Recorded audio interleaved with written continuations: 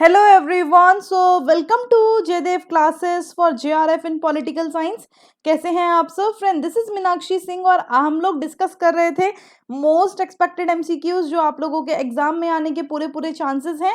सो चलिए स्टार्ट करते हैं आज की इस वीडियो को। और आज की इस वीडियो में मैंने आप लोगों को एक होमवर्क में क्वेश्चन दिया था कि फर्स्ट अटेम्प्ट कब किया गया था कॉन्स्टिट्यूशनल स्टेटस का for rural local government was made by. तो ग्रामीण स्थानीय सरकार पर संवैधानिक दर्जा देने का पहला प्रयास किया गया था। 64th कॉन्स्टिट्यूशनल अमेंडमेंट बिल लाया गया था, 68 कॉन्स्टिट्यूशनल अमेंडमेंट बिल लाया गया था, 72nd कॉन्स्टिट्यूशनल अमेंडमेंट बिल या 73rd। काफी बच्चों ने इसका आंसर जो था वो कमेंट बॉक्स में रॉन्ग दिया। ठीक है, कुछ बच्चे थे मैं आप सबके कमेंट देखती हूँ। तो कुछ बच्चे थे जिन्होंने 64th कॉन्स्टिट्यूशनल अमेंडमेंट बताया, तो बहुत सारे बच्चों ने 73rd अमेंडमेंट एक्ट बताया। तो ये क्या फर्स्ट अटेम्प्ट था?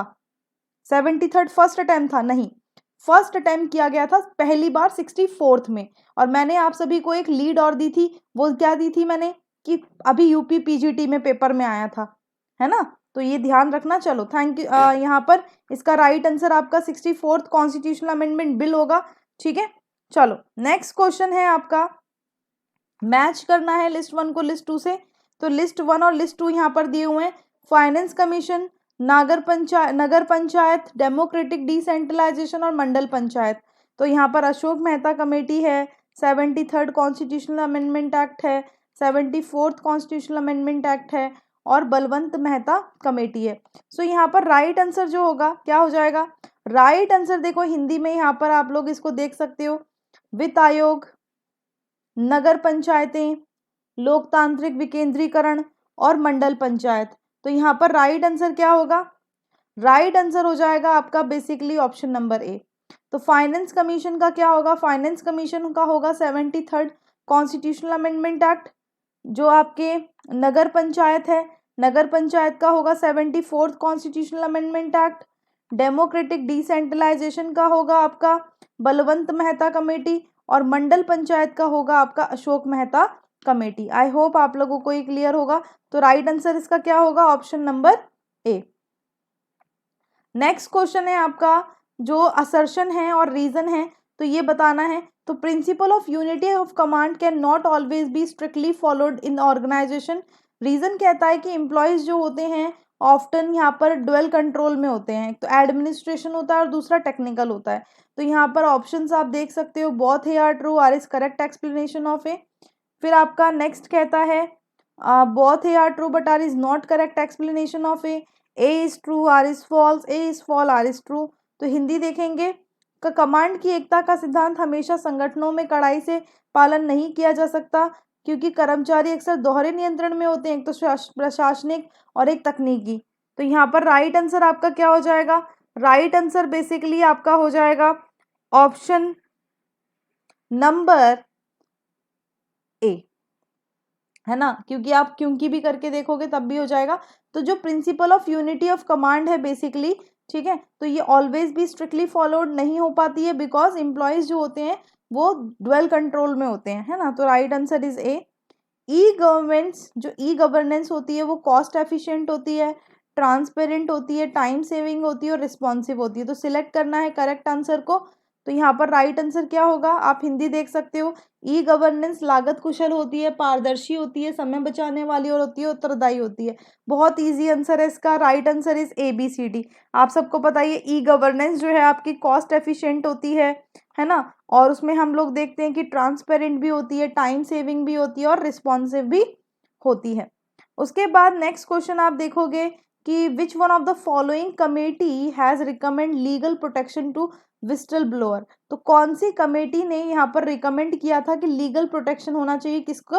विस्टल ब्लोअर। विस्टल ब्लोअर आप सबको पता है यूनाइटेड किंगडम में होता था, मतलब जो सीटी बजा के क्या करते थे, सीटी बजा के आसपास की जनता को चौकन्ना कर देते थे, तो वो होते थे विस्टल ब्लोअर। तो विस्टल ब्लोअर को जो है किस आयोग ने विस्टल ब्लोअर को कानूनी संरक्षण देने की सिफारिश की थी? तो क्या ये फर्स्ट एडमिनिस्ट्रेटिव रिफॉर्म कमीशन था, सेकेंड एडमिनिस्ट्रेटिव रिफॉर्म कमीशन था, या फिर ये आपका वोहरा कमेटी थी, या फिर आपकी इलेक्शन कमीशन था?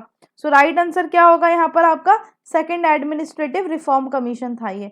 ठीक है, नेक्स्ट क्वेश्चन है आपका, which one of the following arrangement was not visualise by Morton Kaplan, तो कौन सा मॉर्टन कपलान ने नहीं बोला? Balance of power, tight bipolar system, loose bipolar system, unipolar system.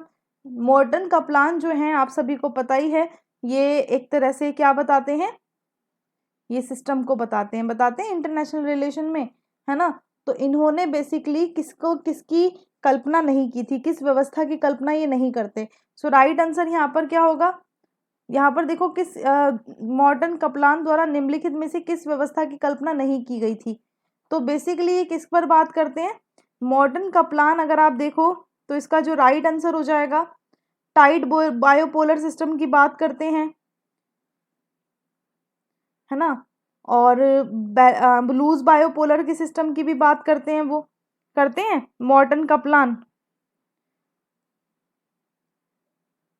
जो मॉर्टन कपलान का सिस्टम थ्योरी है ना, तो इसके अंदर उन्होंने लूज बायोपोलर सिस्टम की बात की, टाइट बायोपोलर सिस्टम की बात की, यूनिवर्सल की बात की, हिरार्कियल की बात की, यूनिट वीटो की बात की। तो क्या वो यूनिपोलर की बात करते हैं क्या? नहीं, ठीक है। कपलान ने यूज किया था analysis various type of international system में, वो बैलेंस ऑफ पावर सिस्टम को बताते हैं, लूज बायोपोलर सिस्टम को बताते हैं, टाइड बायोपोलर सिस्टम को बताते हैं, यूनिवर्सल इंटरनेशनल सिस्टम को बताते हैं, हिरार्कियल इंटरनेशनल सिस्टम को बताते हैं, और यूनिट वीटो इंटरनेशनल सिस्टम को बताते हैं। तो ये ध्यान रखना, उन्होंने ये चीजें बताई थी। तो यहाँ पर क्या यूनिपोलर होगा? नहीं, unipolar is a right answer.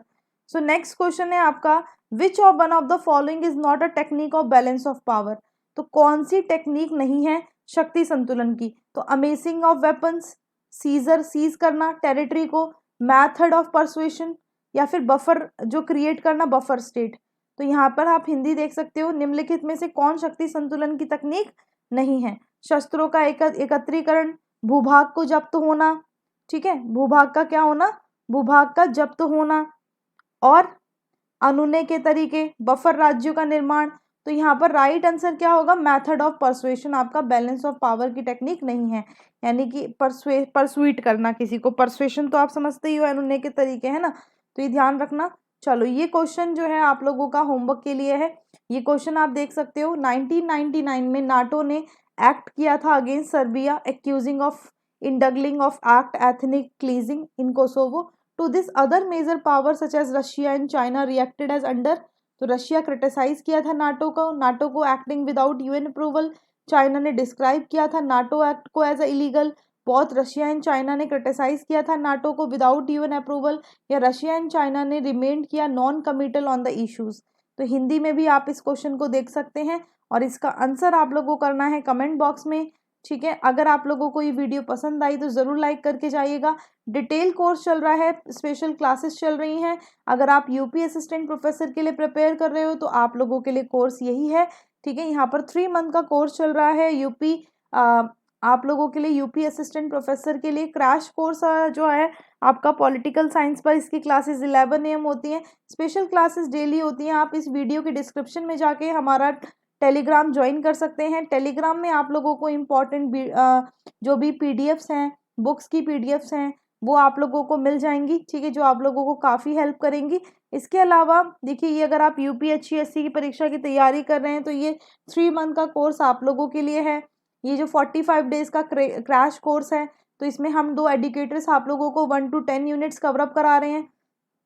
अगर आप फ्री यूनिट बेस्ड टेस्ट चाहते हैं, फ्री एकदम, तो आप आ सकते हैं अनअकैडमी पे मंडे वेडनेसडे फ्राइडे 7 PM, ठीक है। तो ये यहाँ पर होते हैं। और अगर आप सब्सक्रिप्शन वाले स्टूडेंट हैं तो मॉक टेस्ट होते हैं 7 बजे संडे को, ठीक है। मेगा ऑफर चल रहा है, अगर आप 6 मंथ या 12 मंथ का सब्सक्रिप्शन लेते हो 2 महीने का बिल्कुल एक्स्ट्रा मिलेगा, प्लस सब्सक्रिप्शन आप ले सकते हो 1 मंथ। यहाँ पर प्राइजेस दिए हुए हैं, बट आपको इतने पे नहीं करने। जब यूज़ करोगे मीनाक्षी लाइव तो आप लोगों को मिलेगा 10% का डिस्काउंट, ठीक है। आइकॉनिक सब्सक्रिप्शन लेना चाहते हो ले सकते हो। आइकॉनिक सब्सक्रिप्शन आप सोचोगे मैम इतना महंगा क्यों है, क्योंकि इसमें सारी चीज़ें मिलती हैं, दिख रही हैं आपको, preparatory study material, interview preparation, personalized out solving, study booster session, study planner, weekly reviews, personal coach, structure schedule, unlimited practice test series, live classes. तो यूज़ करना Meenakshi live for getting 10% discount. Thank you and thanks for watching. Bye bye to all. Thank you.